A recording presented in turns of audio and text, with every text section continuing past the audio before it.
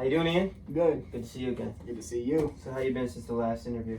I've been doing good. Doing good. A lot of schoolwork, but Chilling. Just chilling. Lacrosse is starting up soon. Yeah, we got box lacrosse, which is just indoor lacrosse. It's just a different kind of lacrosse. A little smaller field, but just a good thing to do in our off So you season. got a haircut. Yeah, haircut. That's the last interview. You looking fresh. Thank you, most No definitely. problem. No problem. So let's talk. So let's just start about how's school going. How's your family? School. I'm doing pretty good so far. Okay. Starting the year off pretty right, on a good foot, sitting at about a 3.6. Okay. High honors. I mean, that's about it for school, really. Sophomore now, right? Sophomore. So have you been looking at colleges? Interest? I know it's a little soon in the process, but I have been a little bit. I think I want to go into business.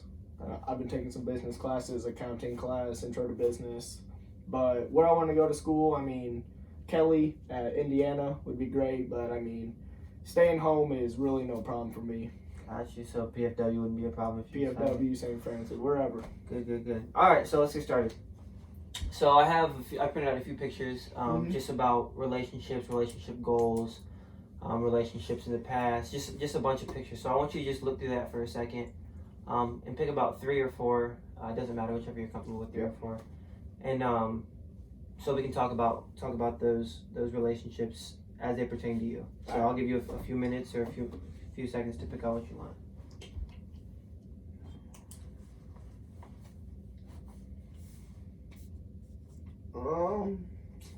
I'm thinking church. Church would be a good one to talk about. Okay. Top of that, I think school. School's always important. Let's throw that one in. And for this last one, let's talk about. Let's go with one of my relationships with my parents and my family. All right. So let's just start out with school. It says Hickory Center Elementary School here, so we'll just start out with that since it's probably the farthest thing from you now since you're in high school. Yep. So Hickory Center, I know you go to Carroll High School now, so Hickory Center's down the street. So how did you like it? Hickory Center, I feel like that was a great building blocks into my future schooling.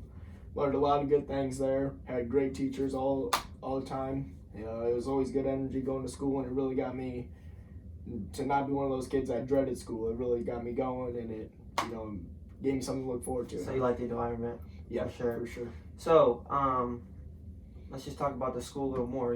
Teachers. You went there from what, kindergarten? You started kindergarten to 5th grade. So is there a memorable moment or teacher or teaching moment that you had in there that just stuck with you? A couple teachers that stick out. First off, Mr. Lance. Okay. I remember he still is a baseball coach, and at the time I played baseball a lot. He always, every time I walked into school, we'd talk a little bit about baseball, just those little conversations Little in the morning. icebreakers. Yep. Okay.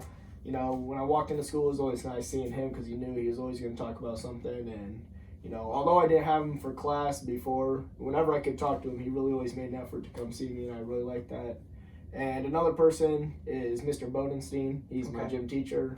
And also in elementary school, I ran cross country, and he was my cross country coach. And I just feel like he was always outgoing, and he was always the first one to, come talk to you if you were scared to start a conversation. He always would lead you in the right path, get you talking with people, and just a great guy overall. So let's go a little farther in the school. I know you live in the Carroll district, and Hickory Center's, Yep. It leads into Carroll. So let's talk a little bit about middle school. So I know that you went to Hickory Center. Did a lot of your friends from Hickory Center go to, what middle school did you go to? Carroll. So did they go to Carroll Middle School as well? Yeah, a lot of my friends, all of them, Hickory Center does feed into Carroll Middle School, so all those friends that were there, other than a few friends that moved. I mean, coming out of Hickory Center, I had about 3 main buddies, us 4, me, Keenan, Chandler, and Dubai. I mean, and today we're still closer than ever. And I mean, they all went to Carroll Middle School, and we're all still strong today. So I feel like that Hickory Center building ground really worked on us. So do you think that, school and the environment brought you guys together? Did you guys know each other before? Did your parents know each other? I can say for sure, my best friend Jane Duba, he lives right down the road, so I know he was always there, but I mean, I guess he always stuck with me during the elementary school. With me and him, it was real easy. It would have been hard for me to go talk to someone, but if I knew he was with me, I knew we could both, go talk to someone. And Keenan, he moved here in 3rd grade, and our teacher also lives down the street from us. So basically me, Keenan Duba, and my 3rd grade teacher, we all had the same class, and it was her class. And she really just encouraged us to, go out and play with each other because, I mean, she could see us out her back door. See the friendship. Yeah. So she always wanted us to be strong, and she knew that we had this chemistry, and really that's just what So now you're in high school, those friends came along with you, and they're still that close-knit friendship that you guys have along with those three? Yeah, but one of my friends, Keenan, like I was just talking about, he moved to Busco, which from here is like a 20-minute drive, but my family, all my older relatives and my whole dad's side of the family, we all grew up in Busco, so it's really still like a close part to us, so it's really not hard to go see him. So, and on the weekends, we still always make time to go see each other, so I feel as if that moving was not something that took away from us, but we just realized how much we need to value what we have. So, if I'm right, you guys do have a family restaurant in Churubusco, correct? Yep. Brevins. Brevins, that's correct. Yeah, that's a great business. I mean, I get to meet a lot of new people, and especially being a family business, it allows me the chance to get an easy job. It lets me get out there, learn to see what the real life is really like. I mean, it's hard for some kids to get out in that scene, but for me, those people are very welcoming, and of course, knowing that my dad owns it and all my sisters and their friends and they all grew up in it. I mean, it's really easy to just fit right in. So when you do go to Churubusco, do you make time to see, what was his name that you said moved out? Keenan. Do you make time to go see Keenan? Is that a priority, or do you guys meet up, stuff like that when you're headed out that way? Oh yeah, I used to have a constant shift on Sunday morning. I'd work Sunday morning breakfast, and I mean every Saturday night I'd just stay at Keenan's house. It's really easy to get from Keenan's house to work, so real easy. I mean it's perfect to go see him on the Saturday night, hang out with a few more buddies, and get to work in the morning. So that was always real efficient for us. So let's dive back into the high school realm of things. So high school, how do you like that with the friends and transition?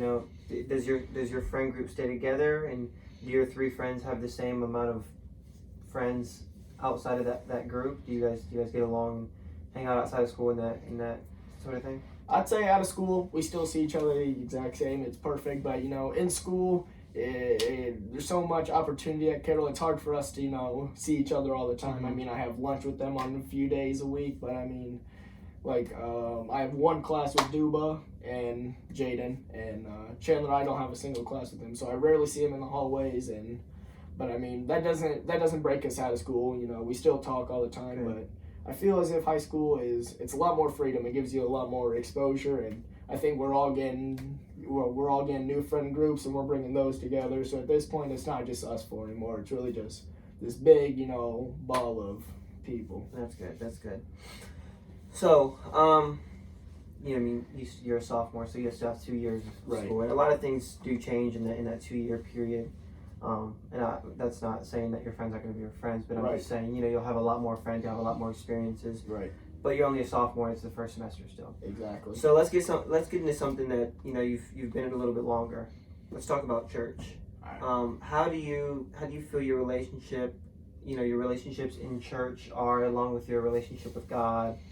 Just relationships in general in church. How would you describe that? Yeah, so growing up in church, it really wasn't a chore for me. I really, my parents really always pushed me to do it, but they knew that it wasn't forced upon me. I mean, where I go to church, you had it was first grades, you were separated into grades. You talked with kids that were in your grade, so in 2nd grade, you talked to 2nd graders. It was all fun activities, but you were also, learning things. And I have friends that I met in there that I'm still friends with, like Sammy Schlotterback. We're still buddies, and now that he went to a different elementary school, he went to the rivalry middle school, Maple Creek. Okay. And now we're friends in Carroll High School just because from that church bond. And then Project 5, I feel like that was a good opportunity to see really what I wanted my future to look like, because in Project 5, I met kids similar to your age. They were leading our small groups, and they were just the way they took time out of their Sundays, and being that young, they would still come and, you know, spend time with us every Sunday. And then, you know, middle school came around, opportunities came around, and it's kind of where we are now. So, what church is this? Pathway. Pathway, right? The big church right down the street. Right. So, how do you like the church overall?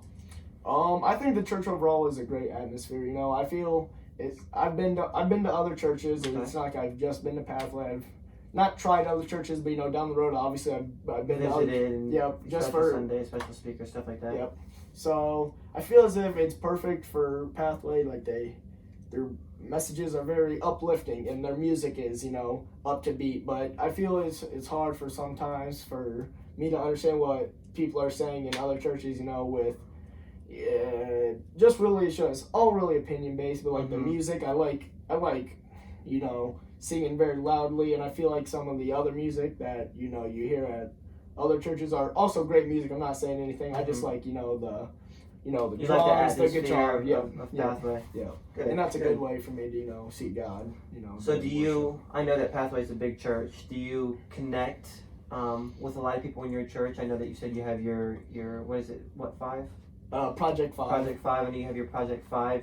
How do you connect with people aside from your youth group and, you know, Project 5? I know you have youth group tonight, you mentioned. Yep. How do you connect with people in the church that aren't in those groups? Do you connect with them? Do you connect with adults in the church? You know, how do you like the pastor? Do you connect with him? Okay. How is that? Obviously, with a church that big, it's hard to, you know, talk to the pastor all the time. Obviously, he probably knows the Riki name, and he probably knows my family, but I don't think I've ever sat down and just talked to him for quite a while. But I have the other mentors or men, in like the high school realm that can spend time with you. Like, obviously you wouldn't know him, but, you know, I know a dude named Brad Bullock, and he is a youth pastor, and he's still, you know, hierarchy, but he will spend time with you, and he'll just listen, and So he's kind of towards the younger generation, and is he the youth pastor there? So what I'm going to tonight is called Impact, and he is the youth pastor there, him and Savannah Bly. Okay. But Savannah Bly, you know, she kind of works with, they take turns speaking each week. So it's like every other week? Yep. Okay. So, but, you know, Brad, I just feel like I went on a summer camp in West Virginia for church, and he was my small group leader. I roomed with him for 7 days, no technology, and just, it was a good chance for me to really get to know each other, get closer to God, stuff like that. That's good. And that you know, that's good in the church that, you know, you like you said, a church that size, making sure that they have smaller groups, you know, for the individualized age groups. You know, other people, like, let's say your parents. Right. You know, your parents are, I don't know, maybe 50, 40s. Yeah. They learn at a different pace than you. They're, you know, they're much wiser, they're much older. So they've had that experience, like you said, you know, sometimes it's confusing to comprehend the information. Right. And that's just because you haven't been alive as long as them. So that's good that you know, you have that connection, and you started going at a young age, so you know the foundation that's there, you know the principles. So yeah, I mean, I say that you know, that's a good foundation to have, and I'm glad that you are going tonight, you know, to get that understanding that you don't get on a Sunday morning or a Saturday afternoon. Right. So that's good. That's a good relationship to have. You know, your relationship with God, your relationship with people in the church. Let's dive a little deeper, and let's talk about, you know, your family. I know it's a picture of a little kid with a balloon and his mom. But let's dive a little bit deeper than that. You know, let's talk about your parents, and you know, I think you have 2 sisters, correct? Yeah, 2 sisters. So 2 sisters. Let's just talk about them from when you were little. You know, support groups, and you know they're your foundation, your mom and dad. So just talk about them, and just a little more insight on what they do and how they do it for you, and how they show the love and relationship that you have, why you have that relationship. Yeah. So both my sisters are older than me by a good, let's just say 4 years, 5 years. So they have a good age on me, and basically growing up, my parents always had time for me, but you know, my sisters always loved to help out. They loved, you know, holding me and feeding me and, you know, playing with me. They always thought I was the next big thing. They thought I was awesome, but really just growing up with them, it really gave me another perspective. You know, they weren't a big brother. They didn't rough me up. They didn't make me tougher, but they did things bigger than that. A different perspective. Yeah, they didn't just. They changed my personality for the better. They taught me what it's really like. You know, they gave me advice. They let me hang out with their friends. They let me do all these things that, the little kid would dream. They always want to be friends with, the older sister's boyfriend, or, I always wanted to, fit in and talk to those kids. And when they would always give me that opportunity, or, they'd play a game with me, it would mean so much. That's good. That's good. I know that you're involved in sports, and you have been. You've played baseball. I know you play lacrosse currently. Have you played any other sports? I wrestled in 8th grade. Okay. I played soccer at a young age, and really just those four. So, you said that they were a big support group. So let's just start with, what did you play first? I'd say I probably played baseball first. Baseball. So how did your family support you, knowing that you had older sisters? Were they always there? Were they involved? Talk about that. Yeah, I mean, my dad, he would always spend as much time as he would, or as much time as he could, throwing the ball with me. And my oldest sister, Lydia, she played softball, so, it was always good having that sister that, was familiar with the sport, and they weren't just, just like they weren't like too girly to like play sports. They would play with me, and my dad always just pushed me to, be better, but he knew that I knew that whatever I did, he knew that, whatever I did, I knew that he was going to support it, whether I, stopped playing, whether I had a bad game, I knew he would tell me what I did wrong. But spirit, no matter the circumstances. Yeah. So how are your sisters? You said Lydia played softball. So how was Audrey? Was she around and helping and supporting as well? Yeah, Audrey was also up and supporting. She would, I guess, one prime example of us really getting out and exercising. Well, Audrey, she danced, which I didn't dance, Lydia didn't dance, but she was really good at it. She loved it. She stayed in her lane. She tried to play softball with us when she could. She loved playing it for fun, and we loved dancing for fun. But I know we would just play games outside. We'd get around with all the. Sorry about that. No, you're fine. I knew that playing with the neighborhood kids, we'd play this big game called German Spotlight. We'd all come out, and me and my sisters and all the neighborhood kids would just have fun and just get out and socialize. Good.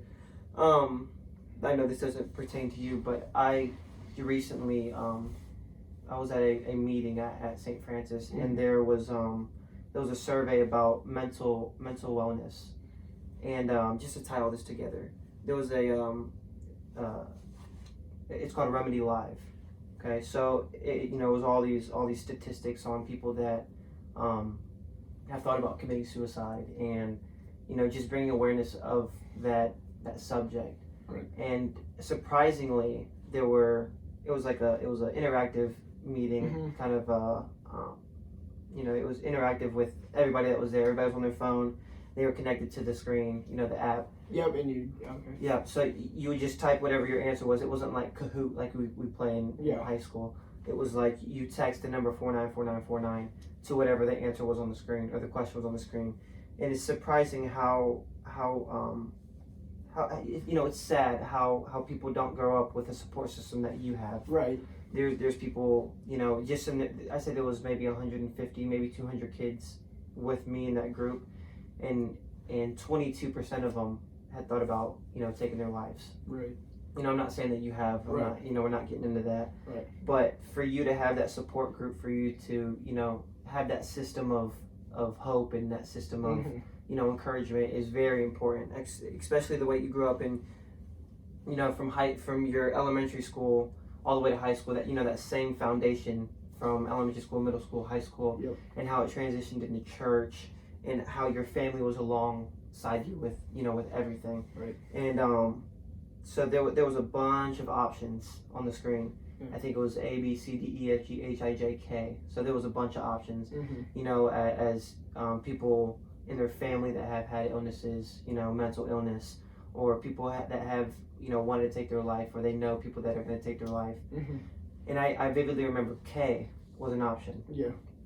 And there was only 4% of those people in that group of 200 that selected K as having no problems, having a strong foundation, having that good support group, having those people that they can talk to, those facilitators,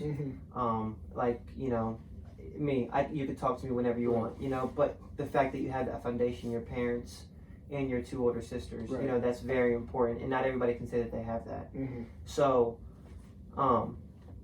you know, relationships, I know we've been talking about it for about 4 weeks, I'd say. Yeah. From our first interview to this one now. I know that we've been talking about relationships, and, you know, it's good that you want to build on your relationships, because, you know, it's a great thing to do. You can always build, you can always be better at, you know, whatever you're doing. Say you Right. play lacrosse, you can always get that much better at lacrosse. You can always build on your relationships, Right. and that's very important. And you know, you have a good foundation, like I've said. So, you know, sometimes it's not always about making your relationship with other people better. Mm-hmm. Sometimes it's about reaching out to those people that don't have the Right. foundation that you have. Right. Okay, so I've made some SMART goals. Just, you know, wrapping up, you know, since this is our last interview, essentially. I mean, I'm sure we'll probably meet again, you know, just, you know, go get some coffee or something. But after these 4 interviews, I've made some SMART goals for you. Not telling you what to do, and respectfully, if I can share with you, that would Oh, of course, yeah. I'd appreciate it. You know, I've came up with 4. Just to keep you on the right track. Not that you're not on it, but like I said, you can facilitate and help those that are in need of help. You know, like I said, the option was K for people that have no issues at home, have not been physically or mentally or emotionally abused. Right. So like I said, I've come up with a few goals, and I'd say number 1 is keeping friends close no matter the distance. And you know, you do a pretty good job with that. Yeah.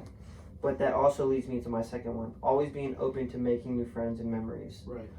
You have a good foundation, so making sure that, you know, you're always nice and outgoing and, you know, aware of those people that do need your help. Right. You know, making sure that that option of K, that 4% that was in that meeting I was in, you know, we want that percentage to get bigger. Right. You know, so relationships is very important. Mm-hmm. You know, with you and me, you know, we've built a relationship over our interviews, Yeah. along with you being, you know, have built your relationships with your family. Yeah. It's important to build relationships with those that you don't know. Mm-hmm. You know, you like you said, you have your close friend group, and you guys branch out and make friends. But let's see how much bigger we can make that. You see what I'm saying? Yeah. So a lot of the times people hang out with people that are similar to them. Like, you play sports, I play sports. Right. So we would get along. Yeah. Right? But see if there's, you know, there's people out there that don't play sports, you know? Yeah. Like, not just in the neighborhood, but in school, at church. You know, just because they're in a good, you know, setting doesn't mean that they always have everything together. Right. So, like I said, being open to making new friends and memories with those people. Leads me to number 3. Keep that close family relationship that you have with, you know, with your family, you know, as you guys grow together. And when you have kids, I know that you mentioned, you know, 3 and 4 that we came up with, that you want your relationship with your family to manifest into the relationship that you have with your wife and your kids. You want to have that same foundation because you've grown up well. Right. And the things that you can teach them, make sure you teach them well. Right. Because say that, you know, your kids have friends that struggle with something. You know, having those relationships with your kids, they build off of what you have, the foundation that you show. So having that, you know, can infect people in a positive way. Right. So I know that you said you raise your kids the way that you've been raised, which I think is very important. Yeah. Which leads me to my last point. Number 4. It says live in the present, and have a good time in the here and now. So, you know, we can always think about helping those that need help. We can always think about how much better our relationships can get, right? But let's live here. Let's, you know, this relationship that we've built, you know, let's you know, settle in right here, and let's make it the best that we can now, because maybe down the road I have an issue, right? And I know that I've made a good enough connection with you to reach out with you. Yep. So making that connection now, so you never know how it will, you know, help or hurt somebody. Right. That's why you always need to be nice and always build, and, you know, always get to know that person better and build relationships, not only in your family but to the world. Right.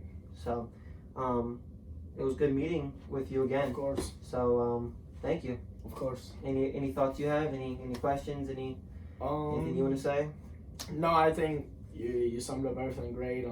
I'm just glad that you chose me. You know, I'm glad that I'm able to, you know, have someone. Yeah, and I know I have other people, but I know I have that, you know, third option. I have that second option. I have that, you know, backup plan. If I ever need someone to talk to right now and no one can listen, I know I can always text you. I can always shoot you a text and see if you want to go grab a snack or something. I know that, you know, at the end of the day, I still have someone that I can come talk to, you know. Good. And that's what it's about, man. Just, you know, having those role models as facilitators and those friends that you can always count on. So, I'm glad you picked the topic, man. Yeah, so, of course. yep, I think this is the end for us. Yeah. So, yep, thank you again, man. Of course.